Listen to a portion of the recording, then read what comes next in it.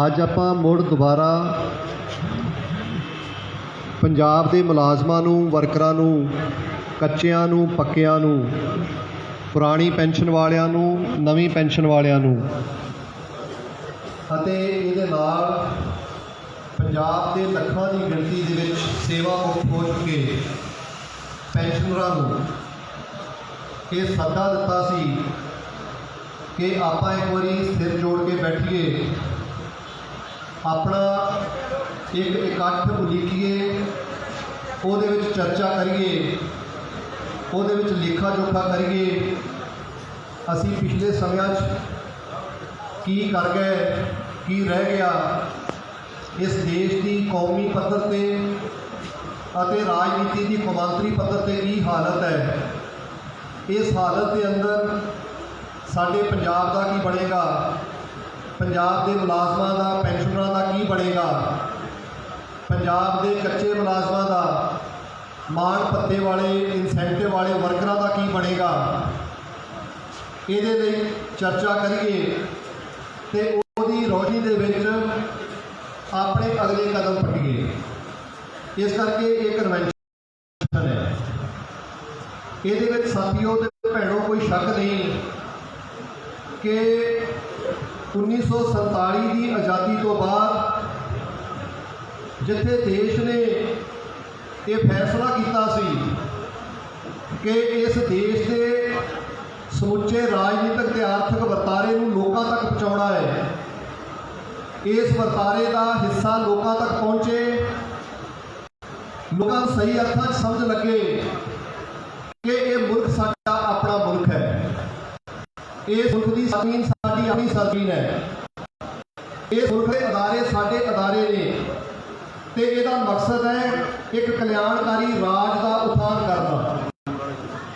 ਅੱਜ 75 ਸਾਲਾਂ ਬਾਅਦ ਜਦੋਂ ਦੇਸ਼ ਦੇ ਅੰਦਰ ਚਰਚਾ ਇਹ ਹੋਣੀ ਚਾਹੀਦੀ ਹੈ ਕਿ ਘਰ ਘਰ ਰੁਜ਼ਗਾਰ ਹੋਵੇ, ਘਰ ਘਰ ਦੇ ਅੰਦਰ ਖੁਸ਼ਹਾਲੀ ਹੋਵੇ, ਘਰ ਘਰ ਦੇ ਵਿੱਚ ਜਿਹੜੇ ਨਸ਼ੇ ਦੇ ਦਰਿਆ ਵਗਾਏ ਜਾ ਰਹੇ ਆ ਇਹਨਾਂ ਦੀ ਬਜਾਏ ਦੁੱਧ ਘਿਓ ਦੀਆਂ ਨਦੀਆਂ ਚੱਲਣ, ਤਾਂ ਸਾਨੂੰ ਦੁਬਾਰਾ ਰਾਸ਼ਟਰਵਾਦ ਦੇ ਭੱਠੀ 'ਚ ਝੋ ਕੇ ਇਹ ਦੱਸਿਆ ਜਾ ਰਿਹਾ ਕਿ ਘਰ ਘਰ 'ਚ ਤਿਰੰਗਾ ਹੋਣਾ ਚਾਹੀਦਾ ਹੈ। ਤਿਰੰਗੇ ਤੋਂ ਕੋਈ ਇਨਕਾਰ ਨਹੀਂ ਹੈ ਤੇ ਲੋਕਾਂ ਦੀ ਦੇਸ਼ ਭਗਤੀ ਕੋਈ ਸ਼ੱਕ ਨਹੀਂ ਹੈ। ਜਦੋਂ ਦੇਸ਼ ਭਗਤੀ ਦੀ ਗੱਲ ਆਉਂਦੀ ਹੈ ਤਾਂ ਸ਼ੱਕ ਹਾਕਮਾਂ ਤੇ ਆਉਂਦਾ ਹੈ। ਉਹ ਆਪਣਾ ਸ਼ੱਕ ਜਿਹੜਾ ਹੈ ਉਹਨੂੰ ਸਿੱਧਾ ਕਿਵੇਂ ਕਰਦੇ ਹੈ, ਉਹ ਸ਼ੱਕ ਨੂੰ ਦਰੁਸਤ ਕਿਵੇਂ ਕਰਦੇ ਹੈ, ਇਹ ਉਹਨਾਂ ਲਈ ਹੈ। ਸਾਡੇ ਘਰਾਂ ਦੇ ਅੰਦਰ ਰੁਜ਼ਗਾਰ ਚਾਹੀਦਾ ਹੈ, ਸਾਡੇ ਬੱਚਿਆਂ ਨੂੰ ਜਿਹੜੇ ਉਹਨਾਂ ਦੇ ਸੁਪਨੇ ਜਿਹੜੇ ਆ ਉਹ ਮਰ ਨਾ ਜਾਣ। ਅਸੀਂ ਬੱਚਿਆਂ ਨੂੰ ਉਸ ਦਿਸ਼ਾ ਵੱਲ ਖੜਨਾ ਹੈ ਤੇ ਰੁਜ਼ਗਾਰ ਤੋਂ ਖੋਖਲਾ, ਪੈਨਸ਼ਨ ਤੋਂ ਖੋਖਲਾ ਤੇ ਲੋਕਾਂ ਦੇ ਸੁਪਨਿਆਂ ਤੋਂ ਖੋਖਲਾ ਕੋਈ ਝੰਡਾ ਰਾਸ਼ਟਰਵਾਦ ਦਾ ਪ੍ਰਤੀਕ ਨਹੀਂ ਹੋ ਸਕਦਾ। ਇਹਦੇ ਲਈ ਅਸੀਂ ਇਹ ਚਰਚਾ ਕਰਨ ਆਏ ਹਾਂ। ਤੁਹਾਡੇ ਸਾਹਮਣੇ ਹੈ ਕਿ ਇਹਨਾਂ ਤੋਂ ਸਤਾਏ ਹੋਏ ਲੋਕਾਂ ਨੇ ਪਿਛਲੀ ਵਾਰ ਜਦੋਂ ਆਪਾਂ ਲੜੇ ਸੀ, ਕੈਪਟਨ ਦਾ ਰਾਜ ਸੀਗਾ, ਕੈਪਟਨ ਦਾ ਰਾਜ ਮੁੱਦਾ ਮਾਰਿਆ ਆਪਾਂ ਨੇ। ਅੰਨੀ ਦਾ ਰਾਜ ਜਿਹੜਾ ਸੀ ਉਹਦੀ ਫੂਕ ਕੱਢੀ, ਉਹਦੇ ਰਾਜ ਦੀ ਜਿਹੜੇ ਅਖਬਾਰੀ ਦਾਅਵੇ ਸੀਗੇ ਉਹਦੀ ਫੂਕ ਕੱਢੀ ਲੋਕਾਂ ਨੇ।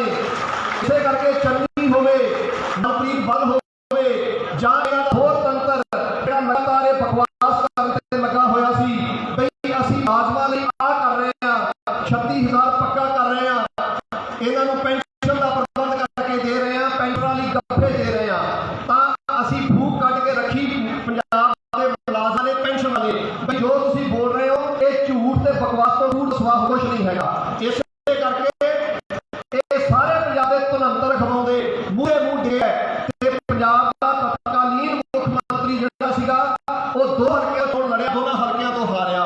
ਵਿੱਤ ਮੰਤਰੀ ਦੀ ਜਿਹੜੀ ਹੈ ਉਹ ਫੱਟੀ ਪੋਈ ਹੈ ਤੇ ਉਹ ਜਿਹੜੇ ਭਾਂਡੇ ਸੀ ਉਹ ਖਾਲੀ ਘਰਾਂ ਨੂੰ ਮੋੜੇ ਹੈ। ਤਾਂ ਪੰਜਾਬ ਦੇ ਲੋਕਾਂ ਨੇ ਇਹ ਕਰਕੇ ਦਿਖਾਇਆ। ਅੱਜ ਤੁਹਾਡੇ ਸਾਹਮਣੇ ਨਵੀਂ ਸਰਕਾਰ ਹੈ, ਨਵੀਂ ਸਰਕਾਰ ਹੈ, ਨਵੇਂ ਵਾਅਦੇ ਤੇ ਵਾਅਦੇ ਦੇ ਨਾਲ ਨਾਅਰੇ ਹੈ ਕਿਉਂਕਿ ਉਹ ਨਾਅਰੇ ਸਾਡੇ ਕੌਮੀ ਨਾਇਕ ਦੇ ਨਾਅਰੇ ਹੈ, ਉਹ ਸ਼ਹੀਦ ਭਗਤ ਸਿੰਘ ਦੇ ਨਾਅਰੇ ਹੈ, ਉਹਦੇ ਵਿਚਾਰੇ ਚੱਲਣ ਦੇ ਦਾਅਵੇ ਹੈ। ਪਰ ਅਸੀਂ ਇਸ ਕਨਵੈਨਸ਼ਨ ਦੇ ਰਾਹੀਂ ਤੁਹਾਡੇ ਕੋਲ ਪੁੱਛਣਾ ਚਾਹੁੰਦੇ ਹਾਂ ਤੇ ਨਾਲ ਵੀ ਬੇਨਤੀ ਵੀ ਕਰਨਾ ਚਾਹੁੰਦੇ ਹਾਂ ਕਿ ਇਹਨਾਂ ਦੇ ਦਾਅਵਿਆਂ ਦਾ, ਇਹਨਾਂ ਦੇ ਨਾਅਰੇ ਦਾ ਸ਼ਹੀਦ ਭਗਤ ਸਿੰਘ ਰਾਜੂ ਦੇ ਗਰ ਪਾਰਟੀ, ਅਬਰ ਅਕਾਲੀ ਜਾਂ ਊਧਮ ਸਿੰਘ ਵਰਗੇ ਨਾਇਕਾਂ ਦੇ ਨਾਲ ਕੋਈ ਦੂਰ ਦੂਰ ਦਾ ਸੰਬੰਧ ਹੈਗਾ ਤੇ ਦੱਸ ਦਿਓ।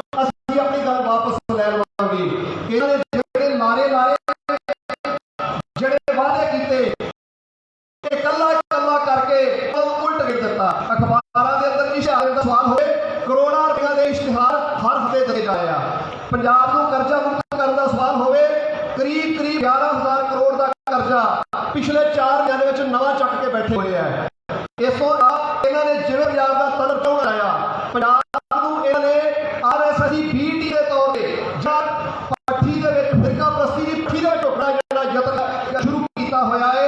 ਇਹ ਲਈ ਸਵਾਲ ਜਿਹੜੇ ਕਰਨੇ ਬਣਦੇ ਆ ਬਈ ਅਸੀਂ ਤੁਹਾਨੂੰ ਕਿਹਦੇ ਲਈ ਸੱਤਾ ਦਿੱਤੀ ਸੀਗੀ, ਪੰਜਾਬ ਦੇ ਲੋਕਾਂ ਨੇ ਤੁਹਾਡੇ ਜਿਹੜੇ ਵਾਅਦੇ ਸੀ ਉਹਨਾਂ ਨੂੰ ਪਗਾਉਣ ਦੀ ਸੱਤਾ ਜਿਹੜੀ ਤੁਹਾਨੂੰ ਦਿੱਤੀ ਸੀ, ਤਾਂ ਤੁਸੀਂ ਕੁਝ ਵੀ ਪੂਰਾ ਕਰਨ ਲਈ ਤਿਆਰ ਨਹੀਂ। ਅੱਜ ਆਪਾਂ ਆ ਜਾਈਏ ਮੁਲਾਜ਼ਮਾਂ ਦੇ ਪੈਨਸ਼ਨਾਂ ਤੇ, ਕਿਉਂਕਿ ਆਪਣੀ ਕਨਵੈਨਸ਼ਨ ਮੁਲਾਜ਼ਮਾਂ ਪੈਨਸ਼ਨਾਂ ਦੇ ਸਮੂਹ ਮਸਲਿਆਂ ਲਈ ਹੈ, ਇਹਨਾਂ ਦੀਆਂ ਸਮੂਹ ਮੰਗਾਂ ਲਈ ਹੈ। ਇਹਨਾਂ ਦੀਆਂ 21 जनवरी 2022 जब आप संगरूर गए चीमे नूं मिलण, तां चीमा अपने टूर ते सी, राजनीतिक टूर के उत्ते पिंडां दे विच। वो टूर छड्ड के अपने घरे वापस आ गया, माइक के उत्ते बोल के कहता है बई सत्ता जिहड़ी जे साडे कोल आ गई, जे पंजाब के मुलाजमां पेंशनर लोकां ने सानूं सत्ता दे दित्ती तां असीं तुहाडे नाल वादा करदे आ कि पुरानी पेंशन बहाल करांगे, नवीं पेंशन रद्द करांगे। तुहाडे सामने आ वादे की किद्दां फूक कट रहे आ।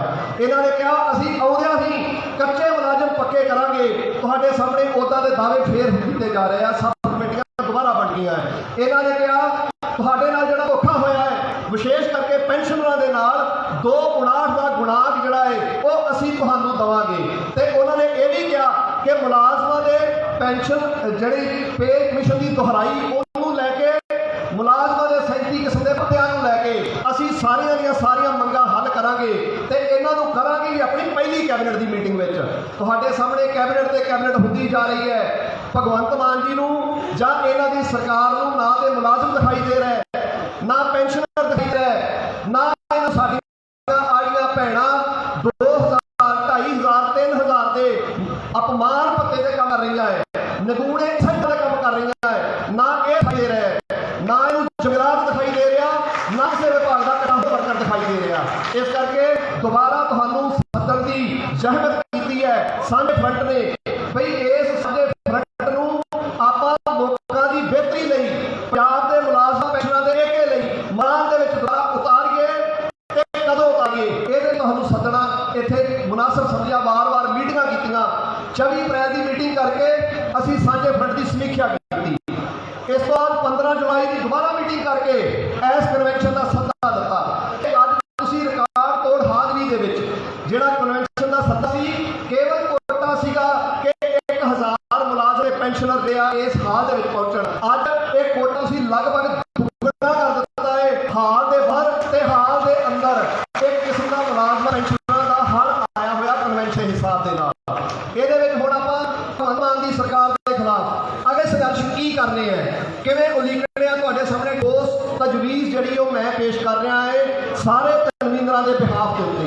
सारे सरकार जो कन्वीनर साहबान ने रात भी मीटिंग की, कुछ दिन पहला भी मीटिंग की, लगातार मीटिंग कर रहे हैं, क्योंकि मकसद है एक मुलाजमां दे पेंशनां दी एक मुठ लहर जिहड़ी है दी उसारी करनी।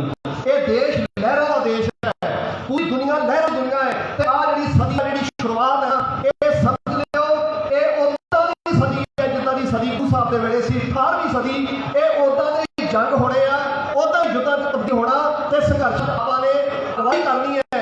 ते संघर्षां नूं लोक युद्धां दे अंदर तब्दील करना पैना। पूरा पूरा देश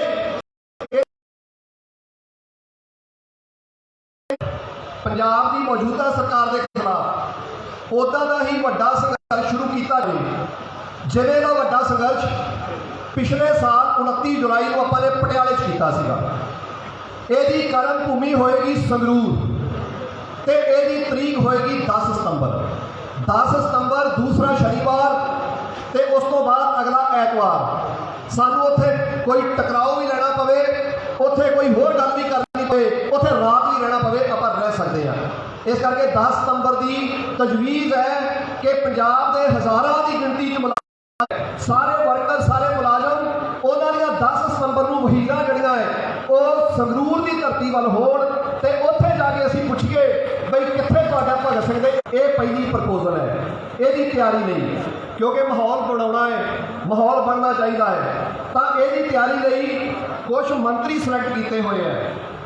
21 अगस्त को ਆ ਜਿਹੜਾ 21 ਅਗਸਤ ਹੋਣਾ ਹੋਣੀ ਹੈ ਕੁਝ ਦਿਨਾਂ ਬਾਅਦ ਆ ਜਿਹੜਾ ਆਜ਼ਾਦੀ ਦੀ 75ਵੀਂ ਜਿਹੜੀ ਅੰਮ੍ਰਿਤ ਉਤਸਵ ਜਿਹਨੂੰ ਕਹਿੰਦੇ ਆ, ਸਾਡਾ ਤੇ ਅੰਮ੍ਰਿਤ ਉਤਸਵ ਜਿਹੜਾ ਹੈ ਸਾਰਾ ਰੋਲ ਹੈ ਪੰਜਾਬੀਆਂ ਨੂੰ ਕੌਣ ਕਹਿ ਸਕਦਾ ਹੈ, ਜਿਨ੍ਹਾਂ ਪੰਜਾਬੀਆਂ ਨੇ 1947 ਦੇ ਅੰਦਰ 20 ਲੱਖ ਲੋਕਾਂ ਦਾ ਆਪਣੇ ਪਰਿਵਾਰਾਂ ਦਾ ਕਤਲੇਆਮ ਦੇਖਿਆ ਹੋਵੇ, ਇਹ ਸਾਨੂੰ ਸਮਝਾਉਣਗੇ ਕਿ ਆਜ਼ਾਦੀ ਦਾ ਅੰਮ੍ਰਿਤ ਉਤਸਵ ਕੀ ਹੁੰਦਾ ਹੈ। ਆਜ਼ਾਦੀ ਦਾ ਅੰਮ੍ਰਿਤ ਉਤਸਵ ਪੰਜਾਬੀ ਦੇ ਬੰਗਾਲੀਆਂ ਤੋਂ ਵੱਧ ਦੁਨੀਆ 'ਚ ਕੋਈ ਨਹੀਂ ਜਾਣ ਸਕਦਾ। ਅਸੀਂ ਇਹ ਆਜ਼ਾਦੀ ਦੇ ਇਹ ਜੋ ਵੀ ਚੱਲਿਆ ਚੱਲਣ, ਅਸੀਂ ਆਪਣੇ ਘਰਾਂ 'ਚੋਂ ਇਹਦੀ ਅੱਗ ਜਿਹੜੀ ਉਹ ਜਾਂਦੀ ਵੇਖੀ ਹੈ, ਘਰਾਂ 'ਚ ਅੱਗ ਦੇ ਸਿਰੇ ਬਾਲੇ ਹੋਏ ਆ।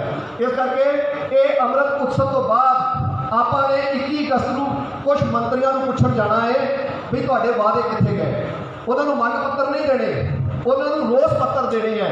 ਰੋਸ ਪੱਤਰ ਦੇ ਅੰਦਰ ਲਿਖਿਆ ਹੋਏਗਾ ਬਈ ਜੋ ਤੁਸੀਂ ਕਿਹਾ ਇਹ ਭਗਤ ਸਿੰਘ ਦੇ ਸੁਪਨਿਆਂ ਦਾ ਤੋਂ ਵੱਡਾ ਕਹਾਣ ਹੋਰ ਕੋਈ ਨਹੀਂ ਹੋ ਸਕਦਾ। ਤੇ ਤੁਸੀਂ ਜੇ ਤੁਹਾਨੂੰ ਕਹਿ ਦਈਏ ਤੁਸੀਂ ਅਕਾਲੀਆਂ ਕਾਂਗਰਸੀਆਂ ਦੇ ਨਾਲੋਂ ਲੋਕਾਂ ਦੇ ਸੁਪਨਿਆਂ ਦੇ ਵਧੇਰੇ ਕਾਤਲ ਹੋ, ਕਿਉਂਕਿ ਤੁਸੀਂ ਭਗਤ ਸਿੰਘ ਦਾ ਨਾਂ ਲੈ ਕੇ ਲੋਕਾਂ ਨੂੰ ਸੁਪਨੇ ਦਿਖਾਏ ਹੈ। ਜਿਸ ਭਗਤ ਸਿੰਘ ਨੇ ਇਨਕਲਾਬ ਜ਼ਿੰਦਾਬਾਦ ਤੇ ਸਾਮਰਾਜਵਾਦ ਮੁਰਦਾਬਾਦ ਕਿਹਾ ਸੀ। 21 ਅਗਸਤ ਨੂੰ ਜਿਹੜੇ ਮੰਤਰੀਆਂ ਨੂੰ ਮਿਲਾਂਗੇ ਉਹਦੇ ਵਿੱਚ ਪਹਿਲਾ ਹੋਏਗਾ ਹਰਭਜਨ ਸਿੰਘ ਬਿਜਲੀ ਮੰਤਰੀ ਅੰਮ੍ਰਿਤਸਰ। ਉਹ ਇੱਥੇ ਆਉਣਗੇ ਜ਼ਿਲ੍ਹੇ ਅੰਮ੍ਰਿਤਸਰ ਅਤੇ ਤਰਨਤਾਰਨ। ਦੂਸਰਾ ਮੰਤਰੀ ਉਸੇ ਦਿਨ 21 ਅਗਸਤ ਬ੍ਰਹਮ ਸ਼ੰਕਰ ਜਿੰਪਾ ਵਾਟਰ ਸਪਲਾਈ ਤੇ ਰੈਵਨਿਊ ਦਾ ਮੰਤਰੀ ਹੈ। ਇੱਥੇ ਜ਼ਿਲ੍ਹੇ ਆਉਣਗੇ ਹੁਸ਼ਿਆਰਪੁਰ ਤੇ ਜਲੰਧਰ। ਤੀਸਰਾ ਮੰਤਰੀ ਹੋਏਗਾ ਚੇਤਨ ਸਿੰਘ ਜੌੜਾ ਮਾਜਰਾ, ਹੈਲਥ ਮੰਤਰੀ ਹੈ। ਇੱਥੇ ਜ਼ਿਲ੍ਹੇ ਪਹੁੰਚਣਗੇ ਪਟਿਆਲਾ ਜਮਾ ਸੰਗਰੂਰ। ਚੌਥਾ ਡਾਕਟਰ ਬਲਜੀਤ ਕੌਰ, ਇਹ ਸਮਾਜਿਕ ਸੁਰੱਖਿਆ ਸੋਸ਼ਲ ਵੈਲਫੇਅਰ ਦੀ ਮੰਤਰੀ ਹੈ। ਇੱਥੇ ਜ਼ਿਲ੍ਹੇ ਹੋਣਗੇ ਮੁਕਤਸਰ, ਫਰੀਦਕੋਟ, ਮੋਗਾ, ਬਠਿੰਡਾ। ਇਹਦੇ ਨਾਲ ਗਗਨ ਅਨਮੋਲ ਮਾਨ, ਇਹ ਸੈਰ ਸਪਾਟੇ ਦੀ ਨਵੀਂ ਮੰਤਰੀ ਬਣਾਈ ਹੈ। ਫਤਿਹਗੜ੍ਹ ਸਾਹਿਬ, ਮੋਹਾਲੀ, ਲੁਧਿਆਣਾ, ਇਹ ਜ਼ਿਲ੍ਹੇ ਇੱਥੇ ਹੋਣਗੇ। ਇਹ 21 ਅਗਸਤ ਦਾ ਪ੍ਰੋਗਰਾਮ ਹੋਏਗਾ। ਇਸ ਤੋਂ ਇਲਾਵਾ 28 ਅਗਸਤ ਲਾਲ ਚੰਦ ਕਟਾਰੂ ਚੱਕ ਜੰਗਲਾਤ ਦਾ ਮੰਤਰੀ ਹੈ, ਭੋਆ ਕੌਂਸਟੀਚੁਐਂਸੀ ਹੈ, ਗੁਰਦਾਸਪੁਰ ਤੇ ਪਠਾਨਕੋਟ ਉੱਥੇ ਪਹੁੰਚਣਗੇ। ਇਸ ਤੋਂ ਇਲਾਵਾ ਹਰਜੋਤ ਬੈਂਸ, ਇਹ ਸਿੱਖਿਆ ਮੰਤਰੀ ਹੈ। ਇੱਥੇ ਰੋਪੜ, ਨਵਾਂ ਸ਼ਹਿਰ ਅਤੇ ਕਪੂਰਥਲੇ ਜ਼ਿਲ੍ਹੇ ਦੀ ਫਗਵਾੜਾ ਤਹਿਸੀਲ, ਇਹ ਇੱਧਰ ਪਹੁੰਚਣਗੇ। ਇਸ ਤੋਂ ਇਲਾਵਾ ਗੁਰਮੀਤ ਸਿੰਘ ਮੀਤ ਹੇਅਰ, ਜਿਹੜੇ ਪਹਿਲਾਂ ਸਿੱਖਿਆ ਦੇ ਮੰਤਰੀ ਸੀ, ਹੁਣ ਉਚੇਰੀ ਸਿੱਖਿਆ ਦੇ ਮੰਤਰੀ ਹੈ, ਉੱਥੇ ਬਰਨਾਲਾ ਅਤੇ ਮਾਨਸਾ। ਇਸ ਤੋਂ ਇਲਾਵਾ ਜਿਹੜੀਆਂ ਫੈਡਰੇਸ਼ਨਾਂ, ਜਿਹੜੀਆਂ ਪੈਨਸ਼ਨਰ ਜਥੇਬੰਦੀਆਂ ਜਾਂ ਜਿਹੜੀਆਂ ਹੋਰ ਆਜ਼ਾਦ ਜਥੇਬੰਦੀਆਂ, ਉਹ ਸਮਝਦੇ ਆ ਕਿ ਅਸੀਂ ਇੱਥੇ ਜ਼ਿਆਦਾ ਵਧੇਰੇ ਗਿਣਤੀ 'ਚ ਪਹੁੰਚ ਸਕਦੇ ਆ, ਇਹ ਅਸੀਂ ਉਹਨਾਂ 'ਤੇ ਛੱਡਦੇ ਹਾਂ। ਤੇ ਹਰੇਕ ਜ਼ਿਲ੍ਹੇ ਦੇ ਅੰਦਰ ਹਰੇਕ ਮੰਤਰੀ ਨੂੰ ਮਿਲਣ ਤੇ ਸਾਰੀਆਂ ਫੈਡਰੇਸ਼ਨਾਂ ਦੀ ਪਾਬੰਦੀ ਹੈ। ਜਿੰਨੀਆਂ ਵੀ ਫੈਡਰੇਸ਼ਨਾਂ ਨੇ, ਹਰੇਕ ਫੈਡਰੇਸ਼ਨ ਦੇ ਘੱਟ ਤੋਂ ਘੱਟ 30 ਉਹਦੇ ਤੋਂ ਵਧਣੀ ਚਾਹੀਦੀ ਹੈ। ਇਸ ਕਰਕੇ ਸਾਡੀ ਵੀ ਗਿਣਤੀ 30 ਘੱਟ ਤੋਂ ਘੱਟ ਹੈ। 30 ਦਾ ਮਤਲਬ 30 ਨਹੀਂ ਹੈ, 30 ਦਾ ਮਤਲਬ 100 ਵੀ ਹੋ ਸਕਦਾ ਹੈ। ਭਾਵ ਆਪਾਂ ਵੱਡਾ ਡੈਪੂਟੇਸ਼ਨ ਮਿਲਣਾ ਹੈ। ਉਹ ਡੈਪੂਟੇਸ਼ਨ ਤੇ ਹੋਏਗਾ ਨਾਂ ਦਾ, ਅਸਲ ਦੇ ਅੰਦਰ ਉਹ ਉੱਥੇ ਇੱਕ ਕਿਸਮ ਦਾ ਮਿਨੀ ਐਕਸ਼ਨ ਹੋਏਗਾ ਤੇ ਉਹਦੇ ਵਿੱਚ ਆਪਾਂ ਉਹਨਾਂ ਨੂੰ ਜਾ ਕੇ ਘੇਰ ਕੇ ਪੁੱਛਾਂਗੇ। ਜਿਹੜਾ ਮੰਤਰੀ ਬੜੇ ਆਰਾਮ ਦੇ ਨਾਲ, ਸ਼ਰਾਫਤ ਦੇ ਨਾਲ ਜਵਾਬ ਦਿੰਦਾ ਹੈ, ਸ਼ਰਾਫਤ ਨਾਲ ਪੁੱਛਿਆ ਜਾਏਗਾ। ਜਿਹੜਾ ਮੰਤਰੀ ਉਸ ਦਿਨ ਘਰੋਂ ਭਗੌੜਾ ਹੋਏਗਾ, ਉਹਦੇ ਘਰ ਦੇ ਬਾਹਰ ਬੈਠ ਕੇ ਉੱਥੇ ਸਰਕਾਰ ਦੇ ਤੇ ਉਹਦੇ ਜੋ ਕੱਚੇ ਚਿੱਠੇ ਉਹ ਫੋਲਣੇ ਚਾਹੀਦੇ ਤੇ ਫੋਲਾਂਗੇ ਉੱਥੇ ਆਪਾਂ ਬੈਠ ਕੇ। ਇਸ ਕਰਕੇ ਇਹ ਤੁਹਾਡੇ ਸਾਹਮਣੇ ਠੋਸ ਪ੍ਰਪੋਜ਼ਲ ਹੈ। ਤੇ ਸਭ ਤੋਂ ਆਖਰੀ ਬੇਨਤੀ ਫਰੰਟ ਵੱਲੋਂ ਕਿ ਸਾਥੀਓ, ਸਮਾਂ ਬੜਾ ਨਾਜ਼ੁਕ ਹੈ, ਬਹੁਤ ਨਾਜ਼ੁਕ, ਤੇ ਇਹ ਏਕਤਾ ਦਾ ਸਮਾਂ ਹੈ, ਇਹ ਸਾਂਝੇ ਫਰੰਟਾਂ ਦਾ ਸਮਾਂ ਹੈ। ਸਾਡੇ ਅੰਦਰ ਬਹੁਤ ਸਾਰੀਆਂ ਵੰਡੀਆਂ ਹੋਣਗੀਆਂ, ਹੈਗੀਆਂ, ਇਹਨੂੰ ਮੰਨ ਲਈਏ, ਐਡਮਿਟ ਕਰ ਲਈਏ, ਹੈਗੀਆਂ। ਸਟੇਜ ਤੇ ਕਹਾਂ ਵੀ ਨਹੀਂ ਹੈਗੀਆਂ, ਹੈਗੀਆਂ ਏ, ਉਹਨਾਂ ਨੂੰ ਨਾਲ ਹੀ ਲੈ ਆਈਏ, ਘਰ ਵੀ ਨਾ ਛੱਡ ਕੇ ਆਈਏ। ਲੈ ਆਓ ਜੋ ਕੁਛ ਹੈਗਾ ਤੁਹਾਡੇ ਕੋਲ, ਪਰ ਉਹਨੂੰ ਸਰਕਾਰ ਦੇ ਵਿਰੁੱਧ ਲੜਨ ਦੀ ਸਿੱਧਤ ਕਰੋ। ਕੋਈ ਇਹ ਵੀ ਤਰਕ ਸਿੱਖ ਲਈਏ ਕਿ ਜਿਵੇਂ ਦਹਿਸ਼ਤ ਦੇ ਅੰਗਿਆਰਾਂ 'ਤੇ ਸੌਂਦੇ ਰਹੇ ਨੇ ਲੋਕ, ਇਸ ਤਰ੍ਹਾਂ ਵੀ ਰਾਤ ਨੂੰ ਰੁਸ਼ਨਾਉਂਦੇ ਰਹੇ ਨੇ ਲੋਕ। ਜੇ ਦਹਿਸ਼ਤ ਦੇ ਅੰਗਿਆਰਾਂ 'ਤੇ ਸੌ ਸਕਦੇ ਹੈ ਤਾਂ ਅਸੀਂ ਆਪਣੇ ਅੰਦਰ ਜਿੰਨੀਆਂ ਕੰਟਰਾਡਿਕਸ਼ਨ ਹੈ ਉਹਨਾਂ ਨੂੰ ਲੈ ਗਏ, ਕੰਟਰਾਡਿਕਸ਼ਨਾਂ ਨੂੰ ਰੱਖ ਲਈਏ, ਡਿਸਕਸ ਕਰੀਏ ਮੀਟਿੰਗਾਂ 'ਚ ਡਿਸਕਸ਼ਨ ਕਰੀਏ, ਤਾਂ ਜਦੋਂ ਸਰਕਾਰ ਨੂੰ ਟੱਕਰੀਏ, ਸਿੱਧੇ ਹੋ ਕੇ ਟੱਕਰੀਏ। ਠੋਸ ਤਜਵੀਜ਼ ਤੁਹਾਡੇ ਸਾਹਮਣੇ ਪੇਸ਼ ਹੈ, ਇਹਦੇ ਉੱਪਰ ਸਾਰੇ ਸਾਥੀ ਬੁਲਾਰੇ ਆਪਣੀ ਗੱਲ ਕਰਨਗੇ ਤੇ ਇਸ ਤੋਂ ਬਾਅਦ ਜੋ ਫੈਸਲਾ ਹੋਏਗਾ ਆਪਾਂ ਉਹਨੂੰ ਲੈ ਕੇ ਤੇ 10 ਸਤੰਬਰ ਦਾ ਜੋ ਵੀ ਤੁਹਾਡਾ ਫੈਸਲਾ ਹੋਏਗਾ ਉਹ ਸਿਹਤ ਹੋਏਗਾ ਸੰਗਰੂਰ ਵੱਲ, ਸਿਹਤ ਹੋਏਗਾ ਸਰਕਾਰ ਦੀ ਨੀਤੀ ਵੱਲ, ਤੇ ਪੱਖ 'ਚ ਹੋਏਗਾ ਤੁਹਾਡੇ ਲੋਕਾਂ ਦੇ, ਮੁਲਾਜ਼ਮਾਂ ਦੇ, ਕੱਚੇ ਮੁਲਾਜ਼ਮਾਂ ਦੇ, ਮਾਣ ਪੱਕਾ ਵਰਕਰਾਂ ਦੇ। ਤੁਹਾਡਾ ਬਹੁਤ ਬਹੁਤ ਧੰਨਵਾਦ।